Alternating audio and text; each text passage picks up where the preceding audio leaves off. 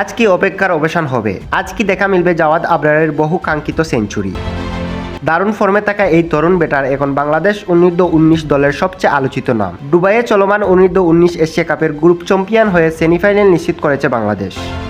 আর আজ প্রথম সেমিফাইনাল সকাল 11:30 দুবাই ইন্টারন্যাশনাল স্টেডিয়ামে টাইগার যুবদের প্রতিপক্ষ চিরপ্রতিদ্বন্দ্বী পাকিস্তান। এই টুর্নামেন্টে জাওয়াদ আবরারের ব্যাটিং দেখলে চোখ ফিরানো কঠিন। ছক্কা হোক কিংবা নিখুঁত টাইমিং শট, প্রতি স্ট্রোকেই আত্মবিশ্বাস আর পরিণত ব্যাটিংয়ের চাপ স্পষ্ট। এমন পারফরমেন্স দেখে অনেকেই বলছেন ভবিষ্যতে বাংলাদেশের সিনিয়র দল বড় মাপের একজন ব্যাটসম্যান পেতে যাচ্ছে দেশ। তবে দুর্ভাগ্য যেন বারবার কাছ থেকে ঘুরে গেছে জাওয়াদ আবরারের চারপাশে। নেপালের বিপক্ষে মাত্র 4 রানের জন্য মিস করেন সেঞ্চুরি। আফগানিস্তানের বিপক্ষে অপরাজিত থাকেন 70 রানে, কিন্তু দল জিতে যায়। সেঞ্চুরির সুযোগ আর আসেনি। গ্রুপ পর্বের শেষ ম্যাচে শ্রীলঙ্কার বিপক্ষে আবারও হতাশ, মাত্র 2 রানের জন্য হাফ সেঞ্চুরি মিস।